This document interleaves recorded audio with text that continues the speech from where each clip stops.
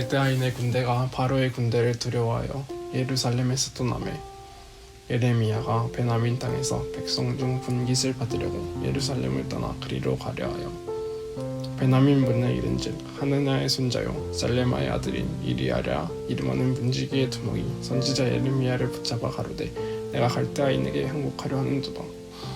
예레미야가 가로되 망령도다. 나는 갈대아인에게 항복하려 하지 아니하노라. 이리야가 듣지 아니하고 예레미야를 잡아 방백들에게로 끌어가매 방백들이 노하여 예레미야를 때려서 서기관 요나단의 집에 가두었으니 이는 그들이 이 집으로 옥을 삼았음이더라.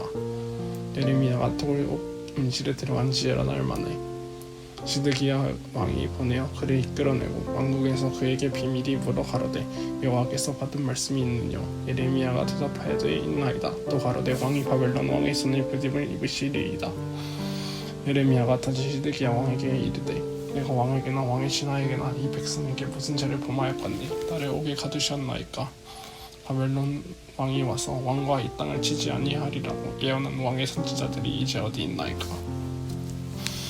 내 주 왕이여 이제 정컨대 나를 들으시며 나의 탄원을 받사 나를 서기관 요나단의 집에 돌려보내지 마옵소서. 내가 거기서 죽을까 두려워하나이다. 이에 시드기야 왕이 명하여 예레미야를 시위대들에 두고 떡 만드는 자의 거리에서 매일 떡 한 덩이씩 그에게 주게 하며 성중에 떡이 닿을 때까지 이르니라. 예레미야가 시위대들에 머무니라.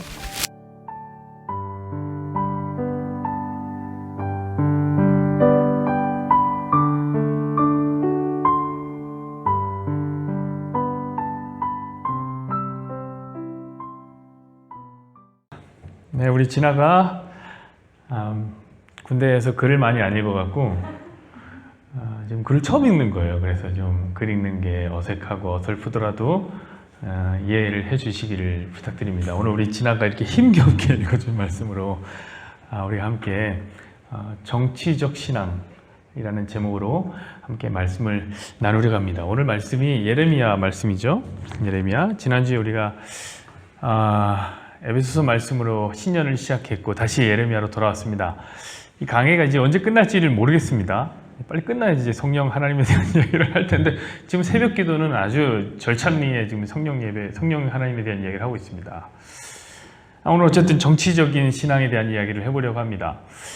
오늘 본문은 이 바벨론이 예루살렘에서 떠나는 이야기로 시작합니다. 우리 한번 11절 말씀을 볼까요? 11절 이렇게 써있죠. 갈대아인의 군대가 바로의 군대를 두려워하여 예루살렘에서 떠나매. 그렇습니다. 갈대아인의 군대라고 하는 것은 이제 바벨론을 얘기하는 거고 여기 바로의 군대는 이제 이집트, 애굽이라고 생각하시면 되겠습니다. 뭐 그럴 수 있죠. 얼마든지 군대가 두려워서 떠날 수 있죠. 그런데 참 재밌는 일이 생겨요. 그 다음에 사람들이 어떻게 하냐면은 예레미야를 감옥에 가두는 이야기가 바로 연결됩니다. 왜 그럴까요? 우리 13절 말씀을 한번 볼까요? 이렇게 써 있습니다. 베냐민 문에 이른즉 하나냐의 손자요 셀레마의 말하는 이름이 뭐 이렇게 어려워요. 아들인 이리야라 이름하는 문지기의 우두머리가 선지자 예레미야를 붙잡아 이르되 네가 갈대아인에게 항복하려 하는도다. 그러니까 항복할까봐 지금 감옥에 가둔 거예요. 여러분 지금 왜 이런 일이 생기는지 혹시 머릿속에 지금 이해가 되십니까? 자, 예레미야는 늘 무슨 이야기를 했습니까? 예레미야는 늘 이 바벨론에 항복해야 된다. 너희가 바벨론에 항복해야 한다. 우리 37장까지 계속 그 얘기한 거 아니에요? 바벨론에 항복해야 된다고 계속 얘기했는데 지금 바벨론이 어떻게 한 겁니까? 애굽의 군대가 두려워서 도망간 거예요. 그러니까 지금 사람들이 어떻게 생각하는 거냐면 야, 이 예레미야 이놈이 이 바벨론에게 사주를 받아서 우리 이스라엘 사람들의 사기를 떨어뜨리기 위해서 이 나쁜 놈 짓을 했구나. 그래서 이 바벨론이 떠나니까 그에게 이제 투항하려 가게. 나 좀 살려줘라. 이렇게 항복하기 위해서 가는 거구나. 그래서 잡아야 된다라고 이제 친애굽파, 그때도 친애굽파가 있었어요. 친애굽파 사람들이 그를 붙잡아서 감옥에 넣은 것이죠. 자, 그 감옥이 어디냐? 16절 한번 볼까요? 이렇게 써 있습니다. 예레미야가 뚜껑 씌운 웅덩이에 들어간 지 여러 날 만에. 웅덩이라는 거죠. 자, 밑에는 물이 절절절절 흐르고 있는 뚜껑을 딱 씌운 겁니다. 웅덩이 푹 파진데 그 습하고 그 답답한 공간. 여러분 얼마나 그 사람 두려울까요? 그 곳에 여러 날 동안에 지금 예레미야가 있던 거예요. 자, 말씀을 전하다가 또다시 감옥에 들어간, 또다시 문제를 만난 예레미야. 그의 마음이 어땠을까요? 자, 내가 말씀을 전하다가 이런 일을 당했으니 참 하나님께 감사하다. 내가 그래도 담대하게 주의 말씀을 전해야 되겠다. 이렇게 말씀 전한 걸까요? 아니라는 것을 우리가 알 수 있는 구절이 나오는데 20절을 한번 볼까요? 20절. 이렇게 써 있습니다. 내 주 왕이여 이제 청하건대 내게 들으시며 나의 탄원을 받으사 나를 서기관 요나단의 집으로 돌려보내지 마옵소서. 내가 거기에서 죽을까 두려워하나이다. 그 웅덩이 감옥이 있는 데가 서기관 요나단 집이었습니다. 거기 다시 보내지 말라는 거예요. 왜? 죽을까 봐 두려웠어. 나 너무 죽을까 봐 두려웠다. 이거 아닙니까 여러분? 복음을 담대하게 전한 게 아니에요. 복음을 담대하게 전한 게 아니에요. 복음이 들리니까 하나님 자꾸 들려주셔서 전하라고 하니까 전한 거지, 두려워서 벌벌벌벌 떨고 있는 예레미야의 모습입니다. 자, 그렇게 두려워 벌벌 떠는 예레미야에게 누가 찾아오느냐? 시드기야라는 왕이 찾아옵니다. 그 당시에 이제 왕이 시드기야인데 시드기야 왕이 찾아옵니다. 그 다음에 그에게 어떻게 하느냐? 우리 17절 말씀을 한번 볼까요? 이렇게 얘기합니다. 시드기야 왕이 사람을 보내어 그를 이끌어내고, 자, 그 웅덩이에서 이끌어낸 겁니다. 그래, 왕궁으로 간 거예요. 그를 데리고 그에게 비밀이 물어 이르되, 예레미야에게 물을 게 있었어요. 그래서 그를 꺼내서, 이거 완전 구원이죠. 사실은 웅덩이 그 감옥에 갇혀있는 사람을 꺼내갖고 왕궁으로 데려갔으니, 그것은 구원과 같은 일이었어요. 시드기야가 이제 그 다음에 묻는 거예요. 하나님의 말씀이 어떠한 것이었뇨? 그죠? 비밀로 여호와께 받은 말씀이 있느냐? 이렇게 물어본 겁니다. 자, 왜 이런 질문을 했을까요? 3절에 보면은 그 이유가 나와 있습니다. 한번 3절 보시죠. 시드기야 왕이 셀레마의 아들 여후갈과 마세야의 아들 제사장 스바냐를 선지자 예레미야에게 보내 청하되 너는 우리를 위하여 뭐라고요? 우리 하나님 여호와께 기도하라 하였으니, 그러니까 기도하라고 시킨 거예요. 자, 하나님께 기도해봐라. 하나님 과연 무슨 말씀을 하시냐? 그 다음에 시드기야가 감옥에 갇혀있는 예레미야에게 찾아서 묻는 거죠. 자, 기도해봤더니 어떠냐? 하나님이 어떤 비밀의 말씀을 너에게 하시냐? 이렇게 물어보는 거예요.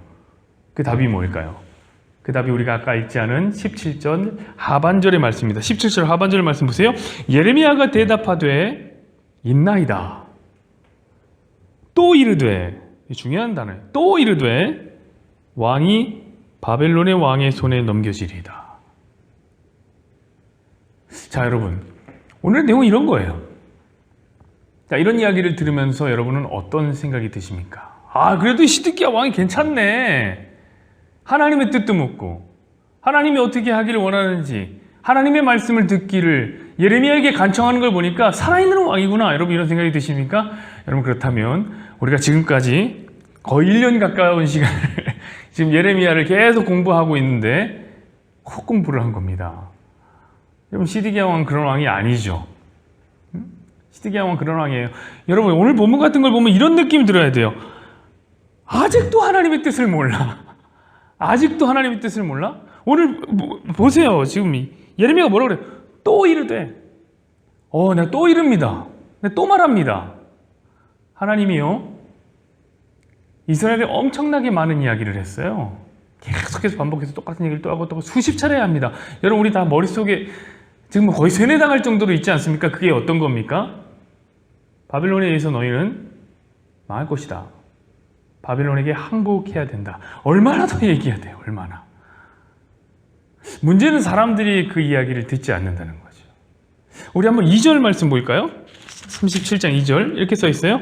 그와 그의 신하와 그의 땅 백성이 여호와께서 선지자 예레미야에게 하신 말씀을 듣지 아니하니라. 계속해서 하나님은 바벨론에 의해서 망하게 될 거야 라고 얘기하는데 문제는 안 듣는 거죠. 안 듣는 거. 자, 그러면 이쯤에서 질문을 하나 할 수 있겠습니다. 아니, 도대체 왜 듣지도 않을 거면서 물어보지? 그쵸? 아니, 물어보면 듣기라도 해야 되는지, 물어보는데 듣지는 않아. 근데 또 물어봐. 왜 이런 걸까요, 여러분? 여러분, 이거는 성도들이 목사한테 하는 것도 있어요. 성도들도요, 목사한테 뭘 물어봐요. 목사님, 이럴 때 어떻게 해야 됩니까? 근데 그렇게 하진 않아요. 근데 계속 물어봐요. 그거랑 똑같은 거라고 생각하면 됩니다. 자, 어떤 마음이기 때문에 듣지도 않을 거면서 물어보느냐? 그것은 어떤 것이냐면 이들이 궁금한 거는 하나님의 뜻이 궁금한 게 아니에요. 하나님의 뜻은 계속 얘기했는데 안 듣는다니까요. 진짜 궁금한 건 뭐냐면 그래도 나에게 이익이 될 만한 어떤 예언이 없을까?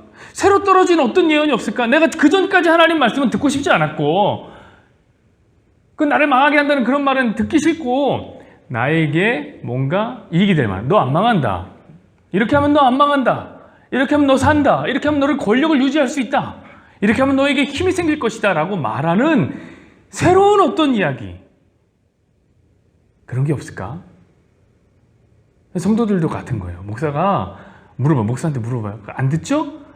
그래서 계속 물어봐요. 어떤 걸 기대하는 걸까요? 그래도 목사님에게는 내 삶에 좀 도움이 될 만한 어떤 이야기가 있지 않을까? 어떤 예언의 말씀이나 하나님의 어떤 축복이라든지 이런 게 있지 않을까? 그래서 물어보는 거란 말이에요. 여러분 저는요 이런 사람들을 정치적인 인간이라고 말하고 싶습니다. 정치적인 인간. 여러분 정치라는 것은 그 자체로는 가치 중립적인 이야기죠. 그게 뭐 나쁜 거 아닙니다. 그렇죠? 사실 나쁘고 좋고를 떠나서 그냥 우리 삶이 정치잖아요. 그렇죠? 꼭 국가를 다스려야 정치입니까? 가정에서도 정치가 이루어지고 그렇죠? 우리 교회 안에서도 얼마나 정치가 있는지 몰라요. 여러분 교회 안에 정치 많아요. 우리는 부교육자들의 사역 중에 이런 사역들 웃음 사역이라는 게 있다고 말합니다. 담임 목사님이 딱 얘기하면 나인 사건을 지고 있는 담임 목사님 얘기하면 막 웃어주는 그런 사역도 있다고. 교회 안에도 정치가 있어요. 여러분 얼마나 인간과 정치가 뗄 수 없으면 그 인류학자들은 인간을 이렇게 분류합니다. 정치적인 인간이라고 분류합니다. 호모 폴리티쿠스라고 이제 분류하는 거예요. 나누는 거죠. 그러니까 우리는 정치가 뗄래야 뗄 수가 없어요. 정치는 나쁜 게 아닙니다. 여러분에게 정치하지 말라고 하는 거 아니에요. 그런데 우리가 정치적이다라고 하면은 그때부터는 뭔가 좀 부정적인 느낌이 들죠. 그래서 당신 좀 정치적인 인간입니다.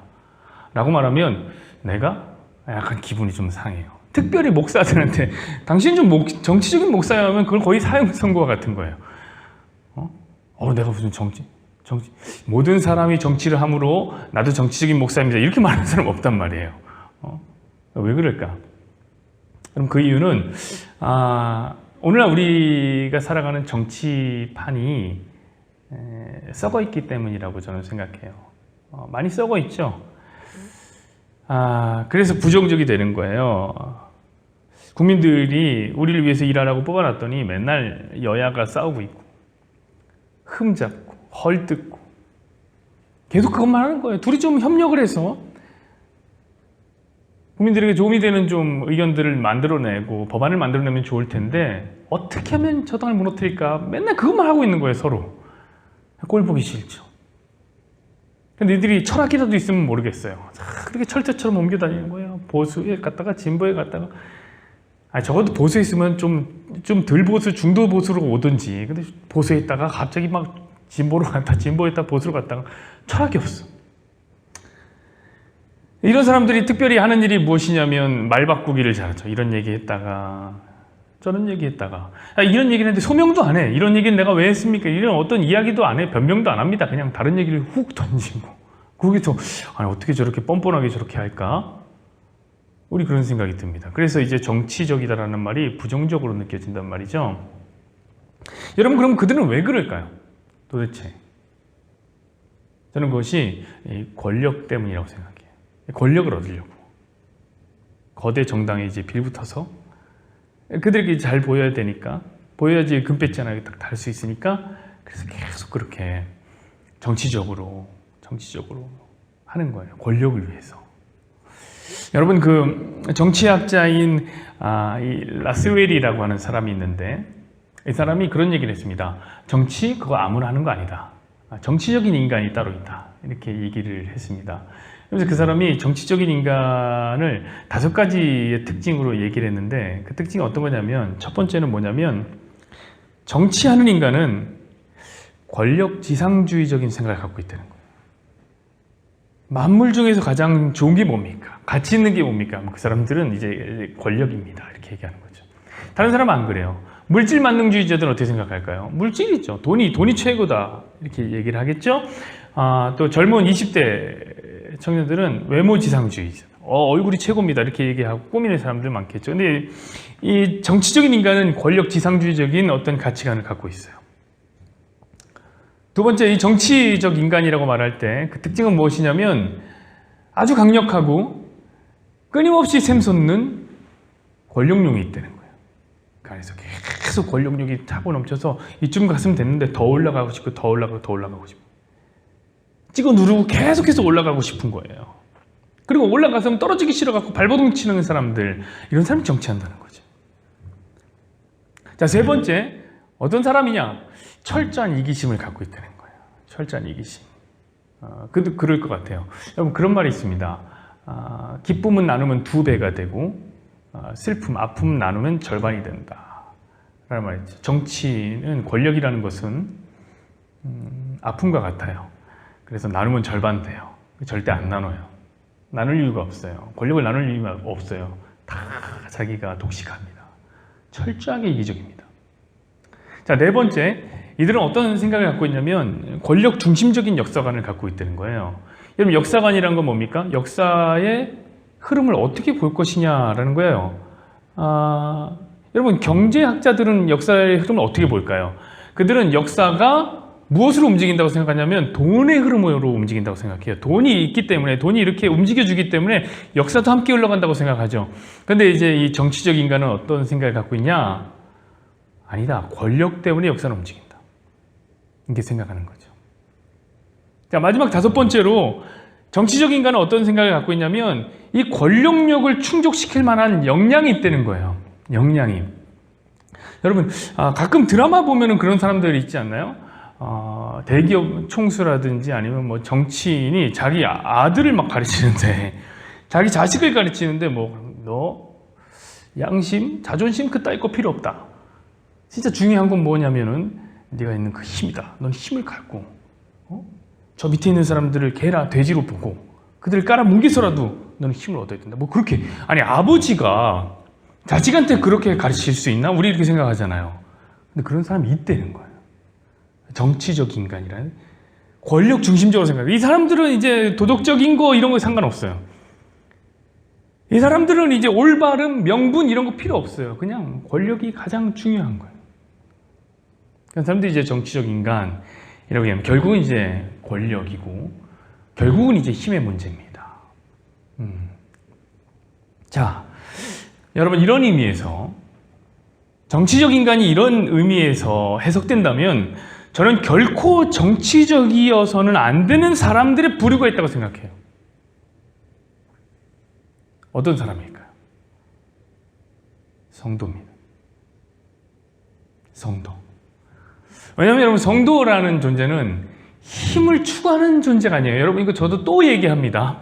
예레미야처럼 또 얘기합니다. 성도는 힘을 빼는 사람이에요. 힘을 내려놓으려고 하는 사람이란 말이에요. 여러분, 우리가 헌금 왜 한다고 그랬습니까? 헌금하면 하나님께 투자해서 하나님이 2배, 3배로 불려주시는 것 때문에 한다고 그랬습니까? 그럴 거면 헌금하지 말라고 제가 몇 번이나 말씀드렸습니다. 여러분, 헌금이라는 건 뭐라고 제가 말씀드렸죠? 이 땅의 힘, 돈은 힘인데 이 땅의 힘 하나님 나 이거 안 써요. 이거 안 써도 됩니다. 하나님이 내 힘입니다. 라고 하고 이 땅의 힘을 버려버리는 거, 이게 바로 헌금이에요. 여러분, 성도란 힘을 빼는 사람이에요. 여러분, 신앙이라는 게 무엇입니까? 신앙이라고 하는 것은 일종의 주권을 이양하는 거예요. 권력을 이양하는 거죠. 하나님, 내가 원래 주인이었고 내 뜻대로 내가 결정하고 내가 책임지고 내가 먹고 살던 사람인데 하나님, 이 주권을 하나님 앞에 넘겨드립니다. 나의 삶의 권력을 하나님 앞에 넘겨드립니다. 이제 당신이 왕이고 나는 백성이니 당신 뜻대로 나를 하옵소서. 여러분, 이게 신앙이죠. 이게 신앙. 어려운 게 아니에요. 자기 부인, 자기 십자가, 또 말합니다. 계속해서 얘기하는 그거. 그러나 여러분, 성도는 정치적일 수가 없죠. 정치적이어서는 절대로 안 되는 거예요. 여러분, 근데 오늘 본문에 보니까 정치적인 사람들이 그렇게 많이 나와요. 하나같이 다 정치적인 사람들이 나오는 거예요. 이 사람들은 애굽과 바벨론 사이에서 갈등합니다. 갈팡질팡 어디로 가야 될지 고민한단 말이에요. 고민해요. 자, 우리 37장 1절 한번 볼까요? 이렇게 써 있습니다. 요시야의 아들 시드기야가 여호야킴의 아들 고니야의 뒤를 이어 왕이 되었으니 이는 바벨론의 느부갓네살 왕이 그를 유다 땅의 왕으로 삼음이라. 자, 고니야라는 왕이었는데 이제 시드기야 왕이 고니야를 물리치고 왕이 됩니다. 근데 누가 했다고 합니까 여기? 바벨론이. 왕 되는데 바벨론이 왜 하냐고. 사실 이거 왕이 아닌 거예요. 허사비를 세운 거예요. 허사비.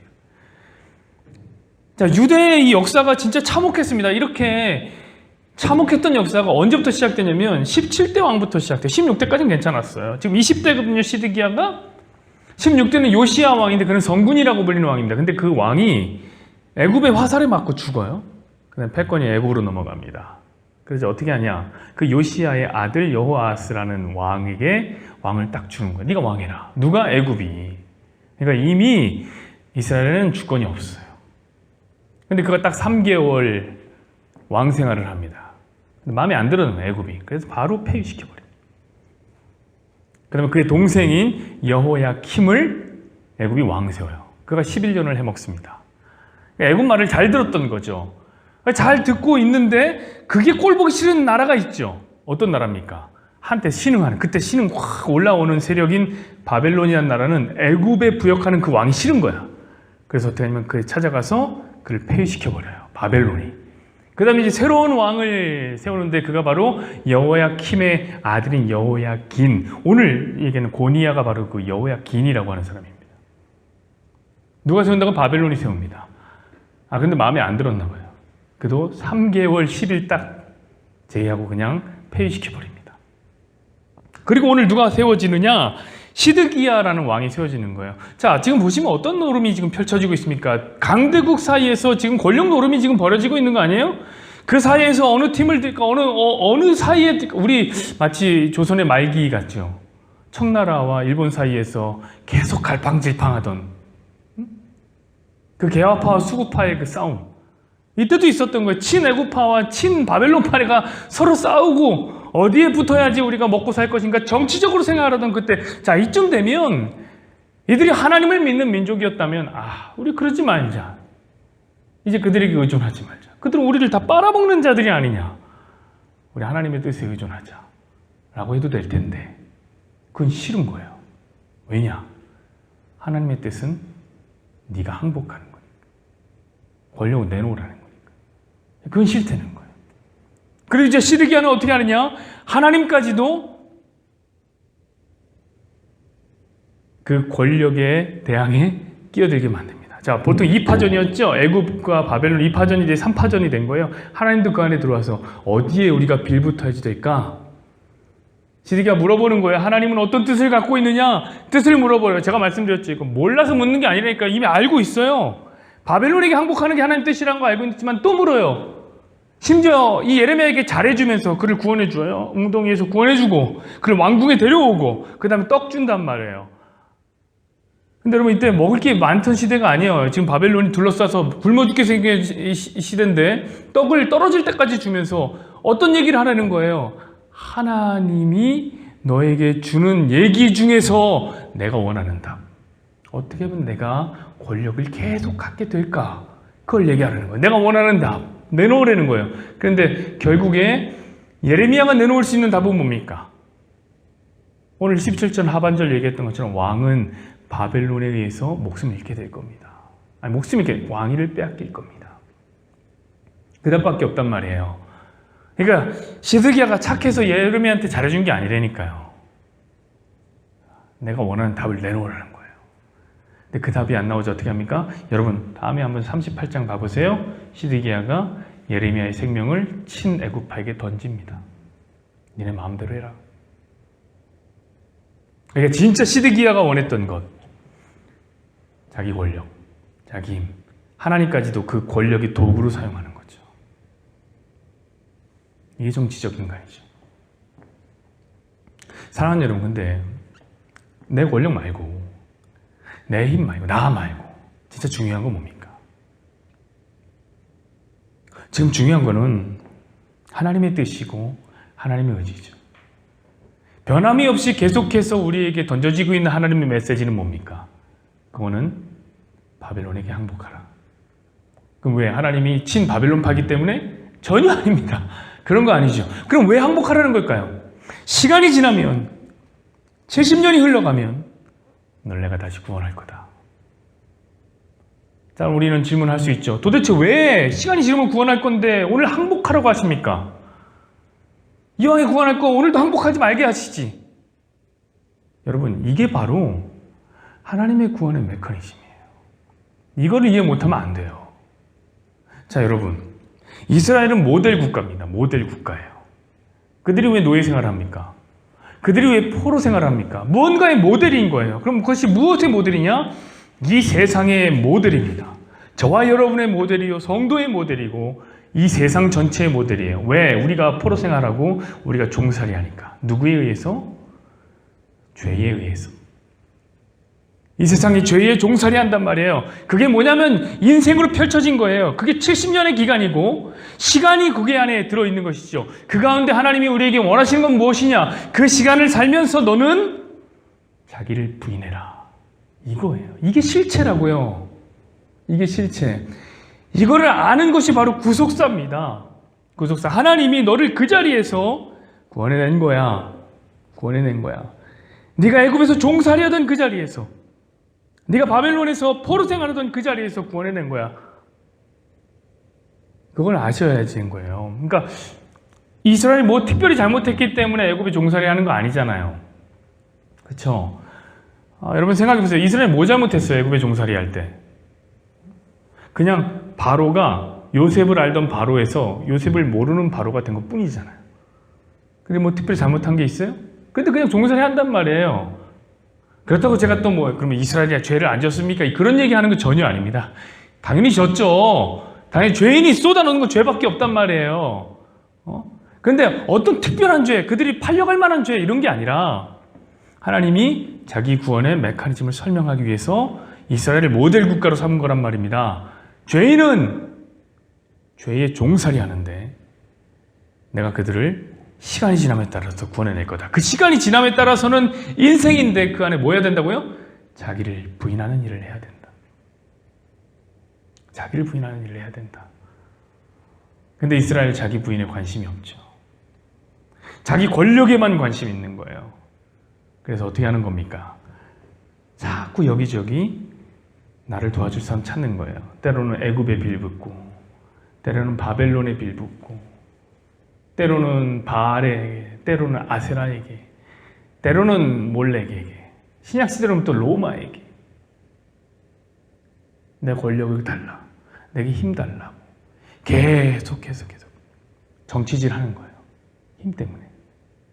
심지어 이제 하나님도 그 안에 하나 둔 거예요. 하나님 나 도와주시라고. 안 도와주면 어떻게 해요? 하나님 버리죠. 깔끔해요. 그들은 힘이 중요하니까. 사랑하는 여러분, 말씀을 맺길 원합니다. 이런 이스라엘을 보면서 여러분들은 어떤 생각이 드십니까? 뭔가 좀 찔리는 바가 없습니까? 저는 좀 찔리는 바가 있는 것 같아요. 왜냐하면 이게 바로 오늘날 성도들의 모습이에요. 앞에서 목사가 아무리 예언을 해도 안 들어. 앞에서 목사가 아무리 하나님의 뜻을 얘기해줘도 안 들어요. 제가 늘 얘기하잖아요. 늘 매주마다 얘기하는 게 뭡니까? 자기 부인입니다. 자기 부인.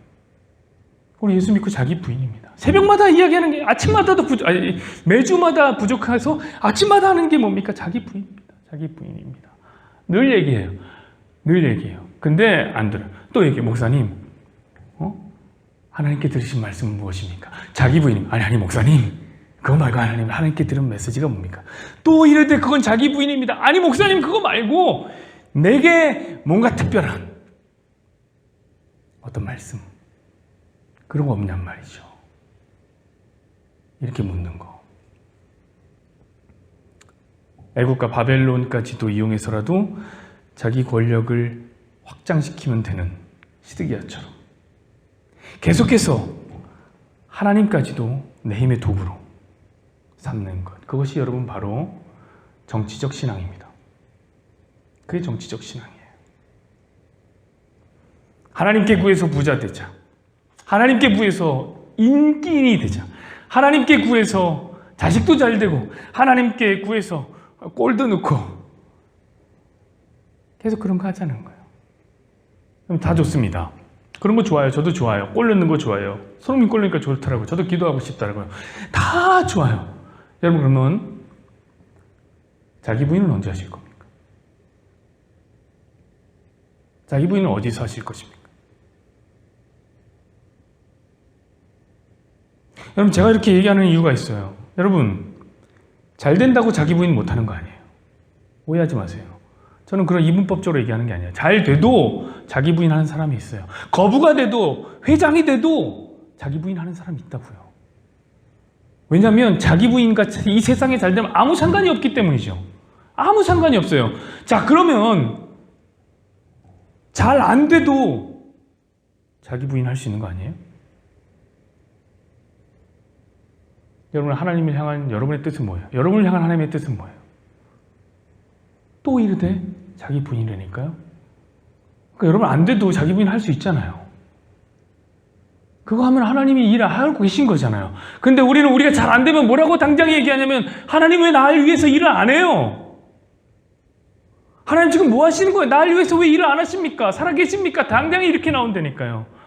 여러분, 그건 신앙이 아니에요. 신앙은 정치적인 게 아니에요. 신앙은 자기를 부인하는 것이죠. 여러분, 김영민이라는 교수가 그런 책을, 아시죠? 유명한 칼럼인데, 추석이란 무엇인가? 그 이야기를 했던 김영민이라는 교수가 아침에 일어나서는 죽음을 생각하는 것이 좋다라는 또 에세이집을 냈더라고요. 그래서 이제 그 제목이 참 좋아서, 야, 이거는 참 성도들이 들으면 참 좋을 만한 얘기다. 그래서 이제 훑어봤습니다. 그때 내용이 그런 거더라고요. 그 사람이 이렇게 얘기를, 아침에 우리가 깰 때는 나와 공동체의 죽음을 생각해 보는 게 좋다는 거예요. 왜 좋냐? 그래도 5가지의 이야기를 하더라고요. 그래서 첫 번째는 어떤 얘기를 하냐면 이런 얘기를 합니다. 죽음이 우리 가운데 찾아왔다면 바로 문상을 갈 수 있어서 좋다. 두 번째, 죽음이 우리에게 오고 있다면, 죽음이란 게 되게 무서운 것인데 너무 놀라지 않아서 좋다. 세 번째, 죽음이 우리에게 오지 않았다면 나는 오늘의 삶을 어떻게 의미 있게 살 수 있을까를 생각해서 좋다. 이렇게 얘기했습니다. 자, 첫 번째부터 셋째까지는 저는 일종의 말장난이라고 생각해요. 왜냐하면 삶과 죽음에 대한 이야기 때문에 문상 얘기도 하고 이런 얘기를 하니까 말장난. 사실 이 김영민이라는 사람이 진짜 아침에 죽음을 생각하는 것이 좋다고 말한 이유는 4번째부터인 것 같아요. 그건 뭐냐면 4번째는 이런 얘기를 합니다. 아침에 죽음을 생각하는 게 좋다. 그래야 정치인들의 거짓말에 속지 않을 수 있다. 5번째는 뭐냐면 아침에 죽음을 생각하는 것이 좋다. 그래야지 공포와 허무 속에서, 자, 공포와 허무는 왜죠? 죽음이 공포와 허무를 가져오는데 공포와 허무 속에서 이상한 짓을 하는 사람들이 있는데 아침에 죽음을 생각하면 그 이상한 짓을 안 할 수 있다 라고 얘기를 한 거예요. 자, 이 사람이 얘기하고 싶은 건 뭘까요? 죽음이라는 것은 늘 우리에게 두려운 것이어서 허무가 느껴지고 공포가 느껴져서 우리로 하여금 늘 이상한 짓을 하게 한다는 거예요. 그 특별히 이상한 짓 중에 하나가 뭐냐면 정치인들의 거짓말을 속게 한다는 거예요. 우리의 생에 대한 욕구가, 삶에 대한 욕구가 정치인들이 그걸 막 얘기하는 그 포퓰리즘, 거기에 속게 만든다는 거예요. 진짜와 가짜를 구별하지 못하게 만든다는 거예요. 그래서 죽음을 아침마다 생각해서 그가 원하는 것은 진짜 자기 주권적인 정치인이 되자, 정치적 인간이 되자 라고 얘기하더라고요. 저는 그의 말에 다 수긍하는 건 아닙니다. 다만 저는 다른 의미에서 아침에 일어날 때 성도가 죽음을 생각하면 좋을 것 같아요. 어떤 죽음이냐? 육체적 죽음 말고, 응? 나의 생물학적 죽음 말고 우리의 자아가 죽는 거, 자기 부인을 생각하는 거예요. 아침에 일어날 때마다 하나님, 오늘 내가 자기를 부인해야 될 자리는 무엇입니까? 내가 오늘 부인해야 될 교만은 무엇입니까? 내가 오늘 부인해야 될 내 욕망은 무엇입니까? 내가 오늘 하나님 앞에 부인해야 될 연약함은 무엇입니까? 하나님 알게 해주십시오. 하나님 그리고 그렇게 하게 하여 주십시오. 하나님의 뜻대로 그렇게 항복하게 하여 주십시오. 이렇게 기도하게 될 때에 저 여러분의 신앙은 정치적인 것이 아니라 비로소 신앙다운 이름의 하나님 신앙을 하게 될 줄로 믿습니다.